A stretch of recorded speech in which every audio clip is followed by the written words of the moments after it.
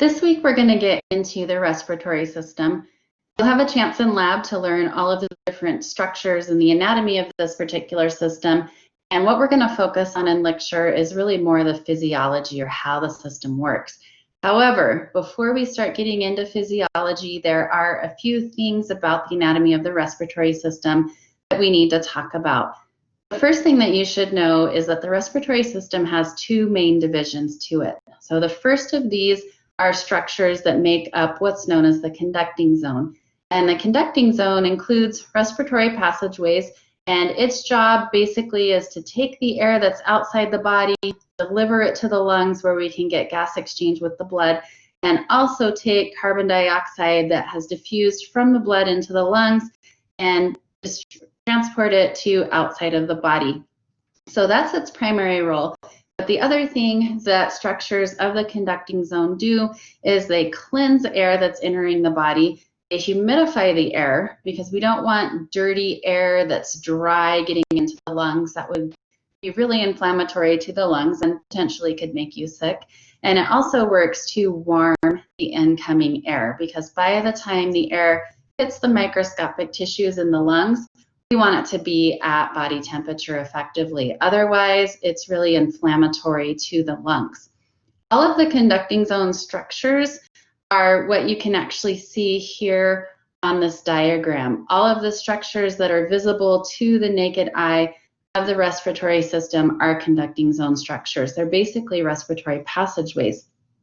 The other division that we have in this particular system are what are known as respiratory zone structures. These are all microscopic. So when you're looking at a model of this particular system or a diagram of this particular system, these are things that you're not able to see with the naked eye that we've actually got to look at from a microscopic perspective. But respiratory zone structures are the structures where we've actually got gas exchange between the lungs and the blood. So I want to use this diagram here. You can see we're starting to look at some microscopic stuff to talk about these respiratory zone structures. If you look at this picture right here, we've got a lung, we've got a bronchiole or a bronchus, which brings air into the lungs. And then you'll notice that as soon as that bronchus enters the lungs, it starts to divide. And each time it divides, these respiratory passageways become smaller and smaller and smaller. They divide about 20 times until we get out to little microscopic structures, which are known as terminal bronchioles. So these terminal bronchioles are out at kind of the outer parts of the lung at the end of these passageways. If we were to take terminal bronchioles and magnify them a little bit more highly, here's what we would see. So this is a terminal bronchiole. And a terminal bronchiole branches into what are known as respiratory bronchioles. And respiratory bronchioles is where the respiratory zone actually begins. If you look at this picture of respiratory bronchioles, you'll notice that we have these little white circular structures that are covering them, and these are alveoli. So alveoli is the actual place where we have gas exchange between the lungs and the blood, and any structure within the lungs that's an alveolus or that has an alveolus attached to it is considered to be a respiratory zone structure. If you look right here, we've got kind of this outer segment of a respiratory bronchiole. You could imagine cutting it longitudinally. Here's what we would see. So we've got this respiratory passageway that air would enter through, and then all of these alveoli that are branching off of it. And so air is able to move from this respiratory bronchiole into these air sacs. One of the things that you should notice about these air sacs or these alveoli is that they have a really thin wall. So it's actually a simple squamous epithelium that makes up the wall of the alveoli. The reason for this is again the area where gas exchange is occurring. So right outside of this wall, we have a network of blood vessels. And oxygen that's inside this alveolus when we inhale is going to move through the alveolar wall and into the blood vessel. At the same time, carbon dioxide that's in the blood is going to move through this wall into the alveolus. So having a wall that's really thin, because it's made up of a simple squamous epithelium, allows that diffusion of these respiratory gases to happen as quickly as possible. It takes only about 1/3 of a second for oxygen to move from the alveolus across its wall into the blood, and again about 1/3 of a second for carbon dioxide to move from the blood into the alveolus. So we can get this gas exchange happening really, really rapidly because the walls of these air sacs or these alveoli is so thin. I want to talk a little bit more about the walls of the alveoli. And to do so, I want to first kind of direct your attention to this microscope slide of this tissue. This isn't magnified to where we can see it really great in this diagram, but you'll notice that we've got these little air sacs, these little circular open spaces. So when you're seeing those, these round little circular open spaces, you're looking at alveoli, and you'll notice just how very thin their walls are. So we're going to use this next slide to talk about the walls of the alveoli specifically and learn a little bit more about their function and their structure as well. So each of us have in our lungs about 400 million of these teeny tiny microscopic alveoli or air sacs. And if we were to take the walls of all of these 400 million air sacs and add up their area, we would actually have a space that's about the size of a football field. So there is a football field size, membrane that is packed and organized into your lungs, that is made up of the walls of all the alveoli collectively added together. These walls of all the alveoli in both of your lungs is what we refer to as the respiratory membrane. And the reason that we call it the respiratory membrane is it is the tissue, or it is the membrane across which respiratory gases are diffusing, as I talked about with the last slide. So here we've got a microscope slide of actual respiratory membrane. It's a little bit more highly magnified so that we can see the detail a little bit better. But again, you're seeing these little circular open areas, and that's where air would enter into the air sac and fill this space. And then you can also see just how very thin that wall of the alveolus is. It's again a simple squamous epithelium.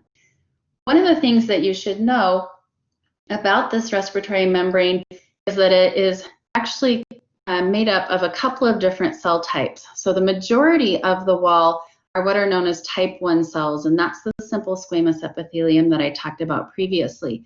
However, you also have interspersed throughout this tissue some cuboidal-shaped cells that secrete a chemical which is known as surfactant. Surfactant is incredibly important to the function of the lungs, and we're going to come back and talk about it with the last slide in this particular lecture, and you'll actually have a chance in the activity that you do with this folder to learn a little bit more about it, because that activity is focused on surfactant. But surfactant is produced by the respiratory membrane, and specifically by what are known as type 2 cells or type 2 pneumocytes that are found interspersed in that respiratory membrane. So before we get into surfactant, I want to spend a little bit of time just talking a little bit more about the alveoli and some of their features. If you look at this picture here, we are seeing actual alveoli under a microscope. You can see how teeny tiny they are, how delicate really they are. And you'll notice there's kind of this net-like mesh that's covering them, and that's the blood vessels that I talked about. So this is what allows them to be able to exchange gases with the blood, because you've got this pretty dense network of blood vessels that's covering them.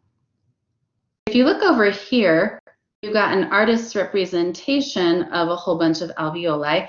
So these are the little air sacs that fill with air. You can see, again, the artist has drawn in this mesh-like net that's covering those air sacs. It's represented in red. But the other thing that I want to talk about for a minute and bring to your attention is you'll notice we've also got this yellow mesh that's covering these alveoli. This is elastic fibers. So these fibers are made up of a protein which is known as elastin that's really stretchy. And these elastic fibers have a really important role. When you breathe in, you inhale, you fill your lungs, your alveoli are going to start to fill with air. and they're going to start to expand as they do so. These elastic fibers prevent them from expanding too far so that you don't actually rupture your lungs. You can't breathe in any further because they put some back pressure on the alveoli. The other thing these alveoli, or these elastic fibers do that surround the alveoli, is when you exhale, they have a recoil pressure that they kind of squeeze the alveolus that they surround, and they help to push the air out of that alveolus and out of your lungs. The reason I want to mention these things is because they're really important to the proper functioning of the lungs. Here's an example of why. I'm sure all of you have heard of emphysema. Emphysema is a condition where these elastic fibers that surround the alveoli start to rupture. And when they start to rupture and break, there's nothing to prevent the alveoli from becoming overinflated. And what happens in somebody with emphysema is it actually becomes really easy for them to breathe in, and that causes an overinflation of the alveoli because the elastic fibers are missing, and it causes those alveoli to rupture. And when their walls start to rupture, you've lost that membrane in that area, and it no longer is capable of exchanging respiratory gases with the blood. So people that have emphysema, because they've lost these elastic fibers, their alveoli start to rupture, they have a really hard time exhaling because there's nothing to put that back pressure on the alveoli. So it's easier for them to breathe in. They can't breathe out. It's really difficult because they've lost those elastic fibers. And so they very often tend to have a barrel chest that's associated with that, which is just actually the overinflation of the lungs that you're seeing. Because they're losing their respiratory membrane, it's overinflating and it's rupturing, it makes it hard for them to exchange gases with the blood. So carbon dioxide levels in the blood get high, oxygen levels in the blood get low because they're not able to exchange those gases. But possibly the worst thing that happens when you start to lose these fibers and it becomes very, very hard to exhale because you've lost that normal recoil is now with each exhale, you have to start contracting muscles to physically force and push that air out of the alveoli because you don't have the elastic fibers doing it for you. And we see people with emphysema using up to 30% of their body energy, just contracting muscles in the abdomen and muscles in the chest, trying to force air out of their lungs. So they tend to be really thin and really weak and tired as well because they're using so much of their energy trying to contract muscles to actually push carbon dioxide out of the lungs. You've probably heard that emphysema is associated more with smoking, and here's why. If you smoke, it paralyzes structures in the respiratory passageways, so in those conducting zone structures that are there to get oxygen down into the alveoli. And the structures that it paralyzes are tissues that tend to sweep mucus and debris and any bacteria that have gotten down into there out of the lungs and out of the respiratory passageways. Well, if you paralyze those structures, those cilia that normally would do this for you, now they're not able to sweep out dust and pathogens and pollen and pollutants and all of those types of things. And instead, those things get down into your lungs. They cause respiratory infection. Anytime you have infection, as you guys have learned, you get swelling. And when you get swelling, that puts pressure on these elastic fibers. Then your body heals, you get over the respiratory infection, everything goes back to normal. But those cilia are still paralyzed, so you get another infection, not too much after that, which causes the swelling to repeat and the healing. And your lungs can really go through only so many of these cycles of being inflamed and then healing, being inflamed and then healing before these elastic fibers start to wear out and start to snap. And that, again, is what leads to emphysema and why emphysema is associated with smoking, because smokers tend to get more respiratory infections because they've paralyzed through chemicals that are in cigarette smoke, the cilia on the tissues that would otherwise be sweeping gunk out of their lungs, and that gunk instead goes into the lungs, and it causes more commonly infections in smokers as compared to non-smokers. So here's the last slide. I want to come back to talking about pulmonary surfactant a little bit. I mentioned previously that pulmonary surfactant is really important to the function of the lungs. Without pulmonary surfactant, we actually would not be able to inflate our lungs, and we'd actually end up in a situation where just the process of breathing would end up tearing our lungs. So you're going to look at this particular situation with the activity that you do today. But I want to go into a little bit why pulmonary surfactant is necessary within the lungs. So in the lungs, you have this microscopic, very, very thin tissue, and the lungs are a really high humidity environment as well. So they're at about 100% humidity, which means that we've got lots and lots and lots of water molecules that are hanging out in the lungs. So to understand why pulmonary surfactant is needed, you really need to have an understanding of water chemistry. And you'll get a chance to do this, to walk through this in the activity that you do this week. I'm going to give you kind of a quick little preview to this. So this is a water molecule. I always think they look like Mickey Mouse. A water molecule is made of one oxygen atom, which is represented in blue, and two hydrogen atoms that are bound to each other. And due to some interactions that you have between electrons and water molecules, which you'll look at in the activity you do with this folder, we end up with a situation where water molecules are polar. So what I mean by that is one end of a water molecule, this oxygen end, has a negative charge to it. And the other end of the water molecule has a positive charge to it. So I've represented this positively charged end over here with the hydrogen atoms, and this negatively charged oxygen end of the molecule over here. You guys have all heard the saying that opposites attract, right? And a positive charge and a negative charge are definitely opposites. And so what we have with water molecules is this attraction, whereby the positive hydrogen end of one water molecule is going to be attracted to the negative oxygen end of another water molecule, just like magnets attract to each other. The problem with this has to do with the alveoli. So remember, these are teeny tiny microscopic structures. They have these really thin walls. And again, because they're at such a high humidity, there's lots of water molecules actually within the alveoli. So here's my representation of an alveolus here. You can see that simple squamous epithelium, that really thin wall. Of course, this is much more highly magnified than what an alveolus would actually be. We're talking about a microscopic structure here. But I want you to notice the water molecules. So we've got this positively charged hydrogen end represented in yellow on one water molecule that's attracting the negatively charged oxygen end on an adjacent water molecule.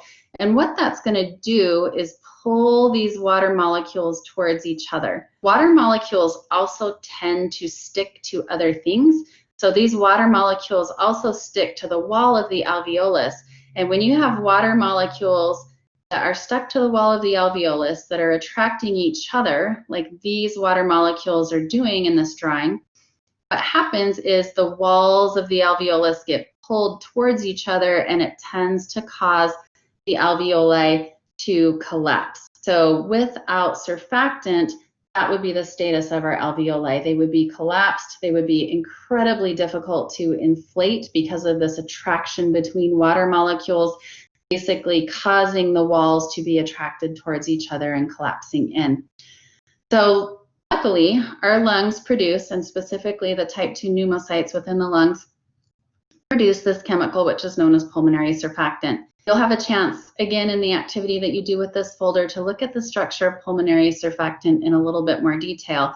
However, what I want you to know about it here, just quick and simply, is that pulmonary surfactant has a positive end and it has a negative charged atom in it as well. And those are both found within what's known as the head of the pulmonary surfactant.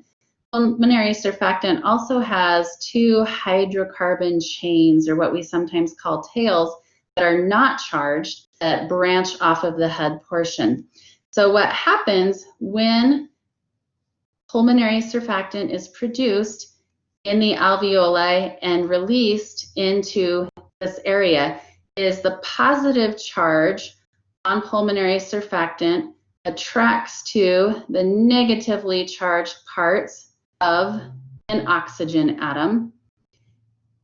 So we've got that happening with these oxygen atoms here. Pulmonary surfactant is attaching to it.